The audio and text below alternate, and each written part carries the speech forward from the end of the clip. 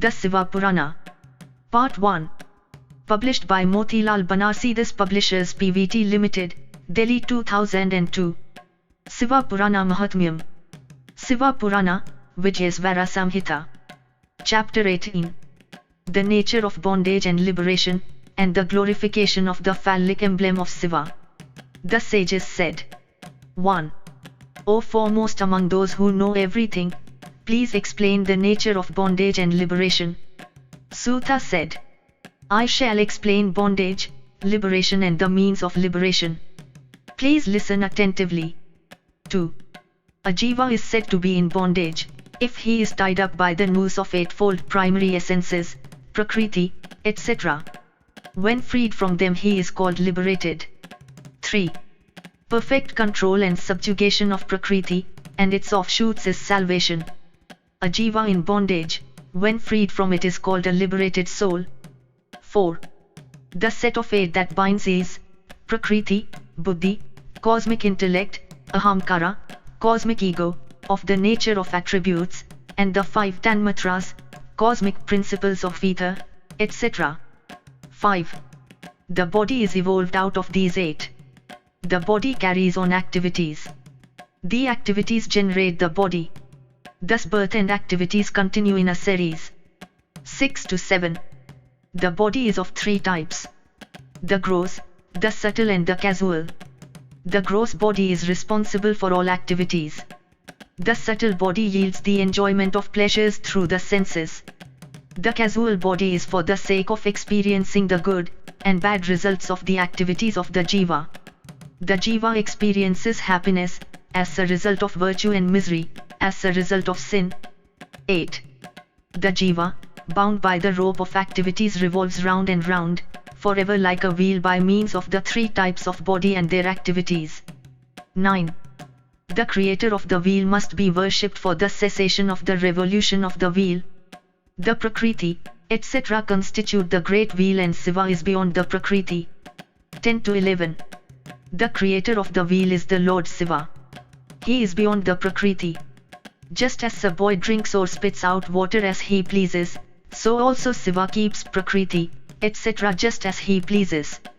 He is called Siva because he has brought it under his control, Vasikrita. Siva alone is omniscient, perfect and free from desire. 12. The mental prowess of Maheshvara, which Vedas alone can comprehend, consists of omniscience, satiety, beginningless understanding, independence, never failing and infinite power. 13. Hence prakriti, etc. come under control due to Siva's grace. One shall worship Siva alone for the acquisition of Siva's grace. 14. If one were to ask, how can there be a selfless worship of a perfect being, the answer is, an activity done with dedication to Siva shall cause pleasure to him. 15. Keeping Siva in view, the devotee shall worship the phallic or the embodied image of Siva, or his devotee. He shall worship his devotee by means of the body, mind, speech and money spent. 16. Siva, the great Lord who is beyond prakriti, is delighted at the worship, and specially blesses the worshipper. 17 to 19. The karma, etc., come under control gradually, due to Siva's grace. Beginning with karma and ending with prakriti, when everything comes under control, the jiva is called liberated and he shines as a self-realized person. By the grace of Siva, when this body which is resultant from activities, kamadeha, comes under control, the devotee attains residence in Sivaloka. This is called Salokya form of liberation. When the subtle elements come under control, the devotee attains nearness to Siva. 20. Then he attains similarity with Siva by means of weapons and activities. This is called Sarupya. When the devotee acquires the great favor, the cosmic intellect too comes under control. 21. The cosmic intellect is only an effect of the prakriti. The control of intellect is called Srishti, a form of liberation, wherein the devotee has the same rank and power as Siva. Then due to a further great favor of Siva, the prakriti comes under control. 22 to 23. The mental prowess of Siva becomes his without any difficulty. On acquiring the omniscience and prosperity of Siva, the devotee becomes resplendent in his soul. This is called Sayujya, complete identity, by persons well versed in the Vedas and Agamas, traditional sacred texts. It is in this order that one gets salvation by the worship of the phallic image of Siva. 24. Hence, the devotee shall worship Siva by performing sacred rites, etc., for the acquisition of Siva's favor, Siva's sacred rites, Siva's penance, and the japas of Siva mantras always. 25. Knowledge of Siva, and meditation on him, shall be practiced more and more. The time till retirement to bed, the time till death shall be spent in contemplating over Siva. 26 to 27. He shall adore Siva by means of the Sadhyo mantras and flowers. He will attain welfare.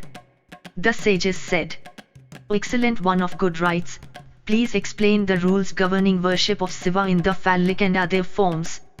Sutta said, "I shall explain, O Brahmins, the procedure of the worship of the phallic form. Please listen. The first phallic form is the pranava that confers all desires." 28. It is called Sukshma Pranava, the subtle one, if it is Nishkala. The Sthula, gross one, is Sakala and it consists of 5 constituent syllables. 29. The worship of these two is called a penance. Both of them accord salvation. There are many phallic emblems of Purusha Prakriti. 30. Siva alone can explain them in detail. No one else. Such as are evolved of earthly material are known to me, which I shall explain to you all. 31. These are of 5 types: 1. Swayambhu, 2. Bindu, 3. Pratishtita, 4. Kara, 5. Guru Linga. 32 to 33. When he is gladdened by the austerities of devas and sages, Siva in the form of Nada assumes the form of a seed under the ground, and suddenly piercing the ground above, like a germinating sprout, manifests himself outside and makes his presence felt. Since this emblem is self-raised, it is called Swayambhu. 34 to 35. By worshipping it, the devotee gains increasing knowledge automatically.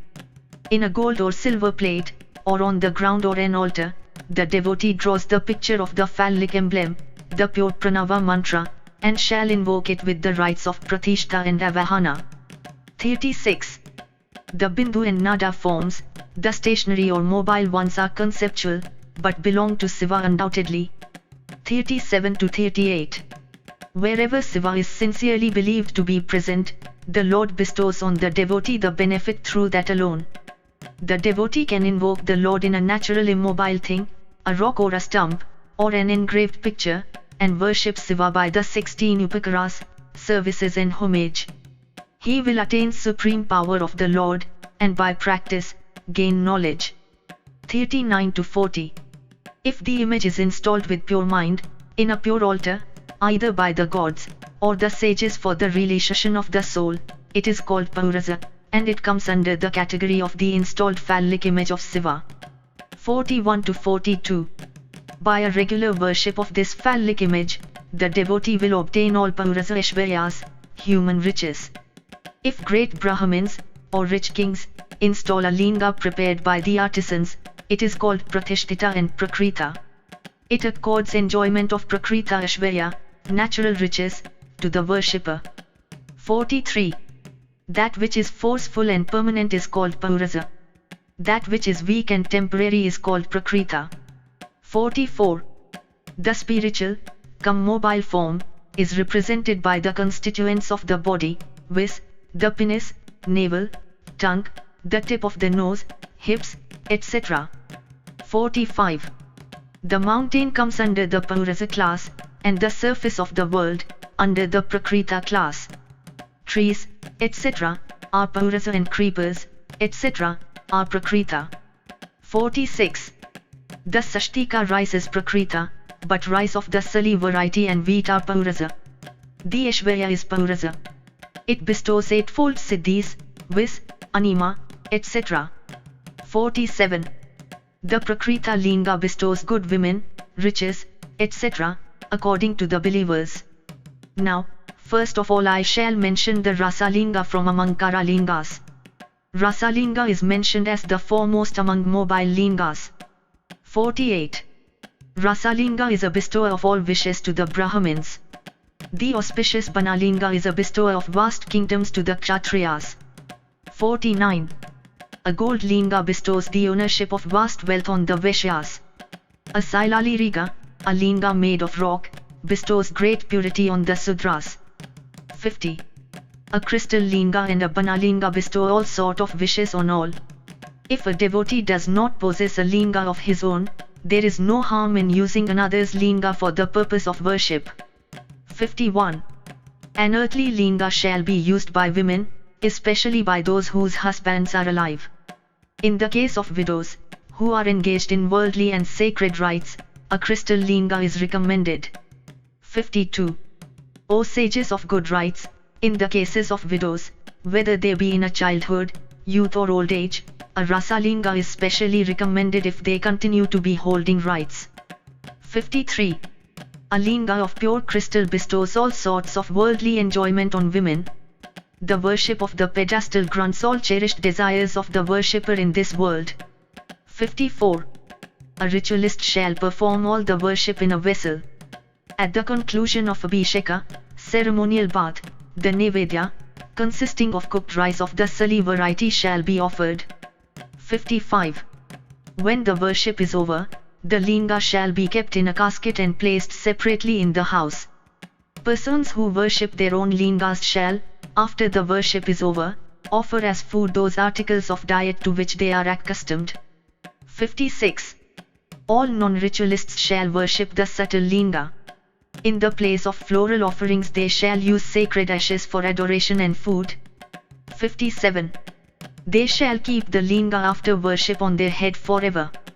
The ashes of three types, derived from ordinary fire, Vedic fire and Siva fire. 58. The ash derived from ordinary fire shall be used for the purification of articles of mud, wood or metals, and even for grains. 59.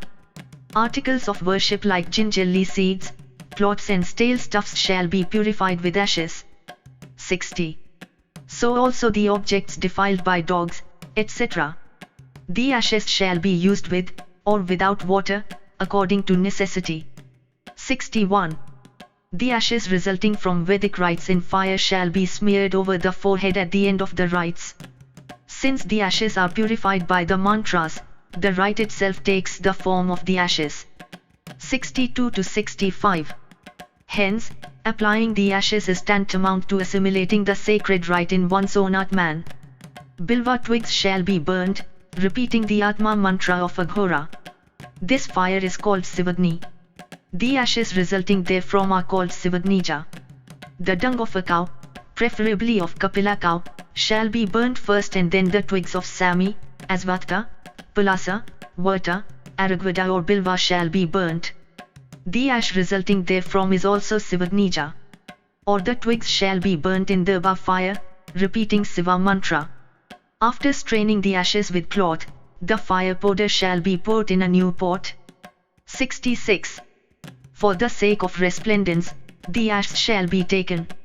The word bhasma, ash, means that which is honored and adored. Siva formerly did so. 67. A king takes the essence of wealth, by way of tax in his kingdom. Men burn plants, and take the essence thereof. 68. The gastric fire burns different kinds of foodstuffs, and with their essence nourishes the body. 69. Similarly, the great Lord Siva, the creator of the universe, burns the universe presided over by him, and takes the essence of the same. 70. After burning the universe, he applies the ashes over his body. Under the pretext of annihilation, he has taken the essence out of the same. 71. He assigned the essence to his own body. The essence Akasha, the ether, constitutes his hair. The essence of the wind principle constitutes his face. 72. The essence of the fire principle constitutes his heart, that of the principles of waters the hip, and that of the principle of the earth, the knees. Thus, the other limbs too. 73. The Tripundraka, the three parallel lines of ash marks over the forehead, is the essence of Trinity, Brahma, Vishnu and Rudra. Similarly, Maheshwara has retained the essence of everything in the form of Tilaka, the small circular mark on the forehead. 74. The word Bhasma means that which has controlled the essence of the whole universe. Ba. Vdi. Flourishing essence. Sma. Swayam. Manyet. Considers his own. 75 to 77. The word Siva signifies him who controls everything and whom none can control, Siva Vasi, just as Simha signifies the creature who attacks other animals, and whom other animals cannot attack, Simha is equal to Himsa. The word Siva is given another interpretation. The syllable S means permanent bliss. The letter I means Purusha, the primordial male energy, the syllable Va means Sakti, the primordial female energy. A harmonious compound of these syllables is Siva. The devotee shall likewise make his own soul a harmonious whole and worship Siva. 78. Ashes must first be smeared in the dust form, and then in the Tripundraka form. At the time of worship, water is added to the ashes. For mere sanctification, the ashes are used without water. 79. The devotee, whether it is day or night, whether it is a man or a woman, shall use water with the ashes and wear Tripunda at the time of adoration. 80. He who has the Tripundra made of ashes with water, and performs worship derives the entire benefit of the same, no one else. 81. Wearing the ashes with Siva's mantra, he comes out of the limitations of the ashramas. He is called Sivasrami, for he is solely devoted to Siva. 82 to 83. Being the devotee of Siva and devoted to his sacred rites, he need not observe impurity accruing from death or birth in the family. The characteristic sign of a devotee of Siva is that he has a circular dot of white ashes or mud, put by himself or by his preceptor on the top of his forehead. The word Guru, preceptor, signifies a person who wards off bad qualities. 84 to 85. He removes all the ill effects of the Rajasic qualities. He is Supreme Siva himself. He is beyond the three gunas, and assuming the form of the preceptor removes the ill effects of the three gunas, and makes the disciple understand Siva. Hence, he is the preceptor of the disciples who have faith. 86. Hence the intelligent devotee shall know that the physical body of the preceptor is known as Guru Linga, the worship of which is service rendered to the preceptor. 87 to 88. The word service means an obedience to the order through body, mind and speech. A disciple with a pure soul shall, of necessity, carry out the order of the preceptor, risking his life and staking his possessions, even if the task is not within his power. The word Sisya, disciple, means a person who is worthy of being ordered about. 89. Dedicating all he has, even his body to the preceptor, the disciple shall offer his food first to the preceptor and then take his food with his permission. 90 to 92. Verily a disciple, in virtue of his being subjected to discipline, is a son unto the preceptor.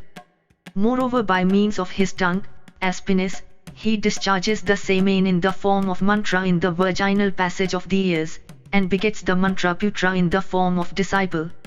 The son shall therefore adore his preceptor as father unto him. The real father, the physical begetter, drowns the son in the ocean of worldly existence. But the preceptor, the giver of knowledge, the father of learning, enables him to cross that ocean. The disciple shall realize the difference between the two and worship the preceptor sincerely. 93 to 94. The modes of worship of the preceptor are many. He can be given monetary gifts. He can be physically served, but the money shall be what is earned by the disciple. Since every limb of the preceptor is a phallus, from toe to the head, massaging the feet, presenting him with sandals, bathing him, offering food and money, and similar rites shall be performed to gratify him. 95 to 96. Verily the worship of the preceptor is worship of Siva, the Supreme Soul. What remains after the preceptor has partaken of food shall be used by the disciple. It will purify him. Just as Siva's leaving of food can be taken by the devotee of Siva, so also the disciple can take the leavings of the preceptor. Even food and water, O Brahmins. 97.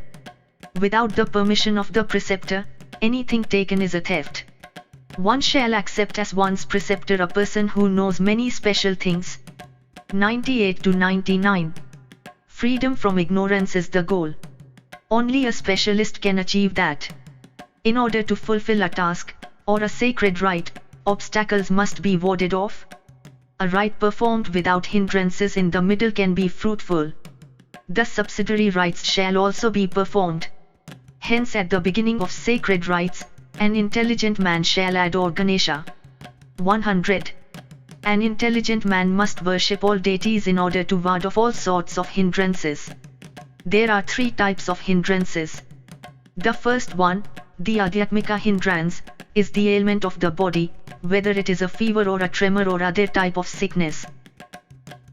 101 to 106.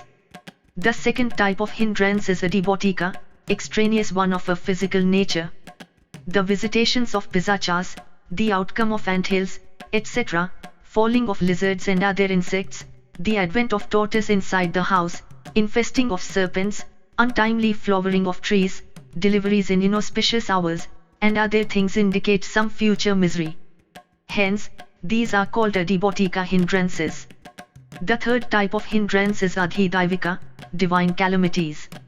When lightning strikes, smallpox, cholera, plague, typhus fever and similar infectious diseases spread and bad awful dreams, evil planets affecting the birth star or Rashi, sign of the zodiac, occur, these hindrances are called adhidaivika. In order to ward off these hindrances, and on occasion when one touches a corpse, a chandala, or a fallen man, and goes inside without bathing, Santi Yajna shall be performed to remove the evil effects. 107 to 109. The precincts of a temple, a cowshed, a sanctuary or one's own courtyard shall be selected for the performance of sacrifice. It shall be on a raised platform at least 2 hastas high.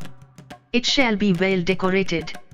Paddy, weighing a bara, shall be spread on the ground to make a large circle. Diagrams of lotuses shall be made in the middle, and in the 8 quarters on the border of the circle. A big pot, round which a thread is tied, shall be placed in the middle, and 8 other similar pots shall be placed in the 8 quarters. All of them shall be fumigated with gugulu. 110. In the 8 pots, bunches of mango leaves shall be placed with durba grass. They shall be filled with water, purified by mantras, and 5 kinds of articles. 111. Precious gems shall be put in the 9 vessels, 1 in each. The sensible devotee shall ask his preceptor to preside as a priest. The presiding priest shall be accompanied by his wife. He shall be well versed in the rituals. 112. Gold idols of the guardians of the quarters, and Vishnu shall be put in the different vessels. Vishnu shall be invoked and worshipped in the central vessel. 113. The respective guardians of the different quarters shall be worshipped in the vessels concerned, using the dative case after the name and ending with Namah. 114. The invocation shall be performed by the presiding priest. Along with the Ritviks, he shall repeat the mantras 100 times. 115 to 116. At the end of the japas, Homa shall be performed to the west of the vessel. According to the time, place and convenience, the offerings in the fire may be 1 crore, 100,000, 1,000, or 108 in number. It shall be performed for a single day, for 9 days or for 40 days. 117.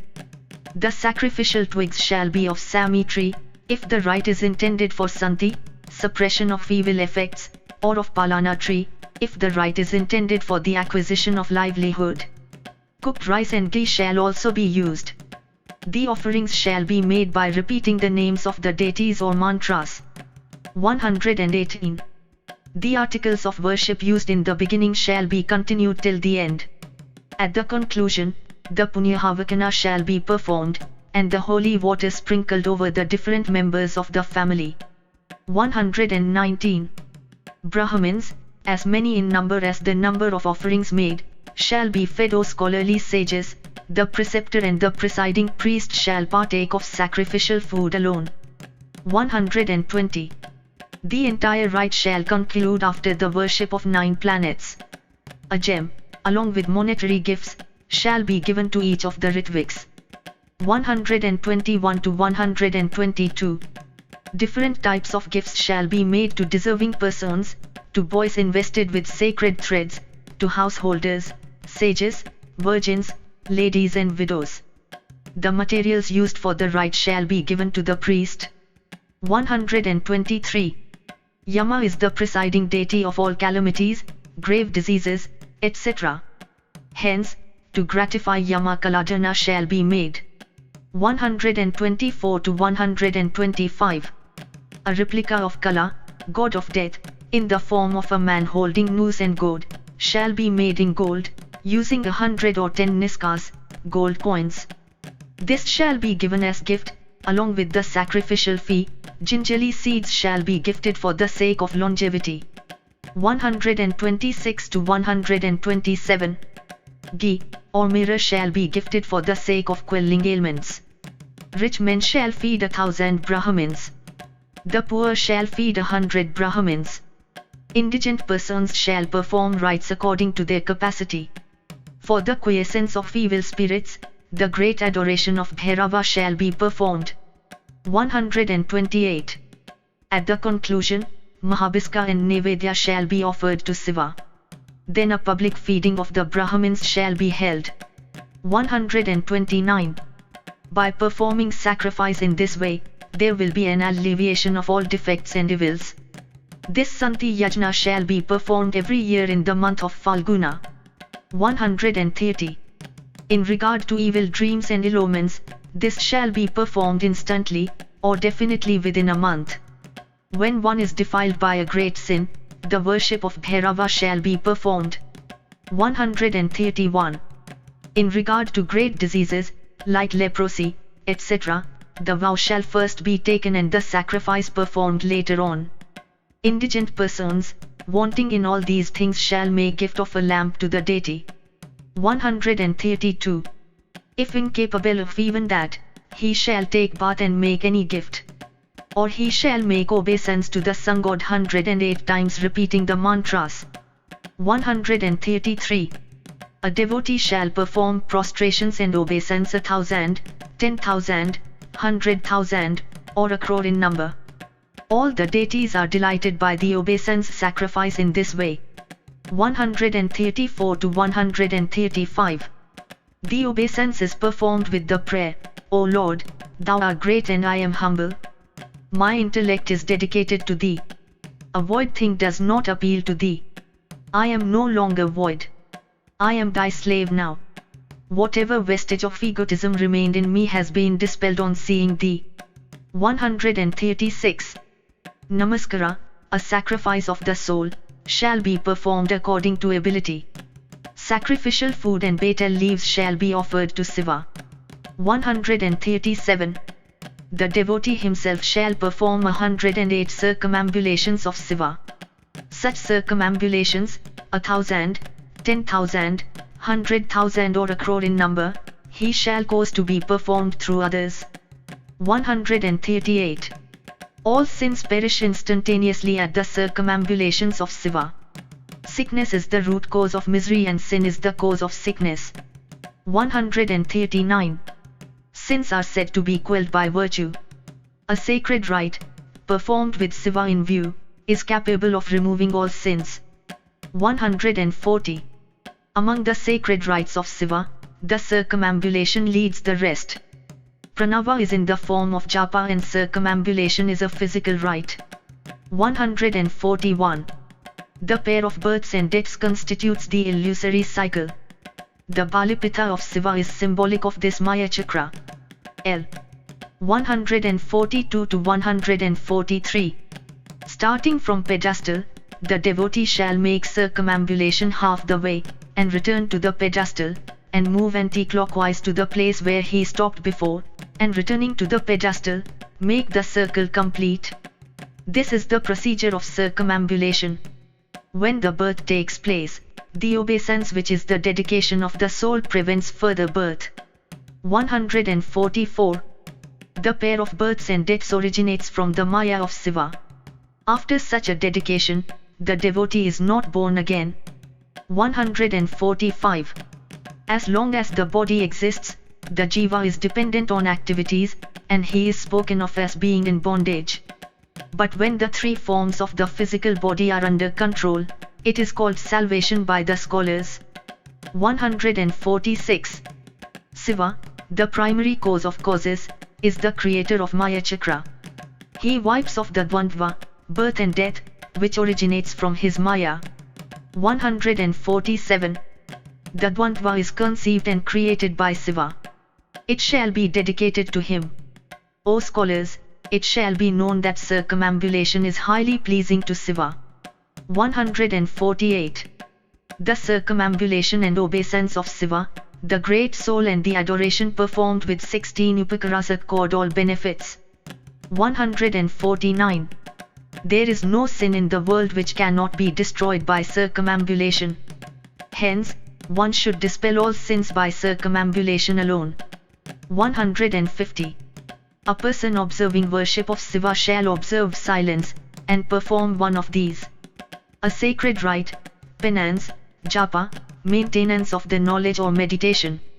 He shall observe truthfulness, etc. 151. All sorts of riches, divine body, knowledge, removal of ignorance and nearness to Siva are the results of sacred rites, etc. 152.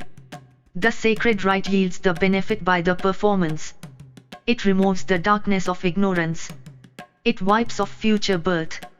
By the achievement of true knowledge, the miseries shall seem as if they did not exist at all. 153.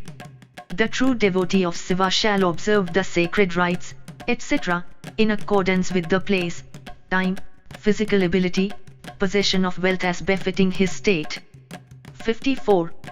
The intelligent devotee shall take up his residence in a holy center of Siva, desist from violence to living beings, without exposing himself to undue strain, and spending only such wealth as he earns by legitimate means. 155. Even what is sanctified by the 5-syllabled mantra is conducive to happiness, like cooked food. Even the alms, begged and acquired by an indigent devotee, is conducive to perfect knowledge. 156. Charitable food of a devotee of Siva increases devotion to Siva. Siva yogins call such charitable food sacrificial offerings to Siva. 157. The devotee of Siva shall always be scrupulous about the purity of his food, wherever he stays and whatever means of sustenance he has. He shall observe silence and shall not disclose the secret. 158. To the devotees he shall expound the greatness of Siva. Only Siva can know the secret of Siva mantra. No one else. 159. The devotee of Siva shall always resort to the phallic emblem of Siva. O Brahmins, one becomes Siva by resorting to stationary phallic emblem. 160. By worshipping the mobile phallic image, the liberation is certainly gradual. Thus I have mentioned the achievable and the excellent means of achievement. 161. What has been mentioned formerly by Vyasa, and what has been heard by me before, has been mentioned to you. Welfare attend ye all. May our devotion to Siva be stable and firm. 162. O scholars, whoever reads this chapter by Siva's grace, and whoever listens to this always shall acquire the knowledge of Siva. If you enjoyed this audiobook, be sure to like, share and subscribe to be notified when new audiobooks are uploaded. Thank you for listening and learning. Shanti.